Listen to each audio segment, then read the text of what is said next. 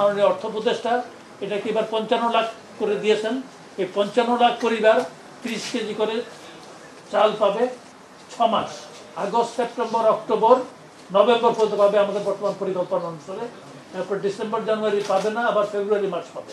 এইভাবে এটা হবে। এতে করতে আমরা আশা করছি যে বাজেটটা তুলনামূলকভাবে একটু কম হবে। তারপরে আমাদের আরেকটা বিষয় আমরা হিসাব নিকাশ করেছি যে আমাদের সংগ্রহ যদিও ভালো, কিন্তু আমাদের অনেক ধরনের সীমাবদ্ধতা আছে। আমাদের দেশে উৎপাদন সহ সমস্ত সীমাবদ্ধতা আছে। তার জন্য আমরা হিসাব করেছি যে নভেম্বর পর্যন্ত আমাদের নিরাপদ খাদ্য মজুত বলতে একটা জিনিস বোঝায়, সেটা হচ্ছে 13.5 লাখ মেট্রিক টন চাল গম মিলে রাখতে হয়, কিছুটা কম পড়ে যাবে। তা আমরা আমনে বন্যার কোনো ঝুঁকি রাখি নাই। আমরা 4 লাখ মেট্রিক টন চাল সরকারিভাবে আমদানির জন্য ইয়ে করছি, অ্যাজ ওয়েল এজ প্রাইভেট সেক্টরকে আমদানির জন্য আমরা বাণিজ্য মন্ত্রণালয়কে আমরা লাইসেন্স দেওয়ার জন্য 5 লাখ মেট্রিক টন চাল আমদানির লাইসেন্স দেওয়ার জন্য বিভিন্ন লোককে বিভিন্নভাবে ভাগ করে দিই।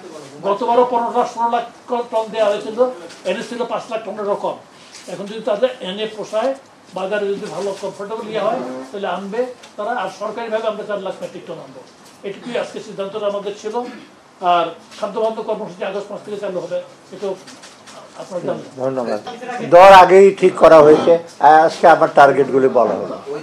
খাদ্যবন্ধ কর্মসূচিতে দেওয়া হয়, ভোক্তারা পায় 15 টাকা কেজিতে, 15 টাকা কেজিতে 30 কেজি চাল প্রতি পরিবার মাসে পায়, এবং 55 লক্ষ পরিবার সারা দেশে পাবে।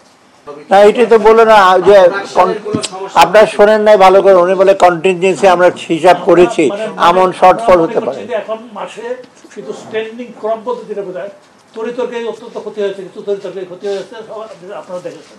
কিন্তু বর্তমানে হাউস কিছুটা আছে ইয়ে করে, আমন তো নাই, এখন সবে মাত্র রোয়া হচ্ছে আর বীজতলা তৈরি করা হচ্ছে, বড় উঠে গেছে, বুড়ো হান্ডাটা কেনা চলছে। সুতরাং এই বৃষ্টিতে ইয়ে হবে না। তার সাথে বড় বন্যা হতে পারে, হলে গতবার যেমন আমরা বন্যার পরে প্রস্তুতি নেওয়া শুরু করেছিলাম, কারণ তখন সবেমাত্র সরকার গঠিত হয়েছিল। এবারে আমরা আগাম প্রস্তুতিটা রাখলাম, যার জন্য 4 লাখ মেট্রিক টন চাল আমরা আগাম কেনার প্রক্রিয়াটা শুরু করেছি। কত করে দাম ঠিক করেছে সেটা তো আন্তর্জাতিক টেন্ডারের মাধ্যমে, আগের মিটিংয়ে হয়েছে, আন্তর্জাতিক টেন্ডারের মাধ্যমে ইয়ে হবে। না উনি বলছেন লোকাল দাম তো আগেই বলা হয়েছিল, ওটা চেঞ্জ করা হয়। ঠিক আছে আলিম সাহেব, আমরা শেষ করি।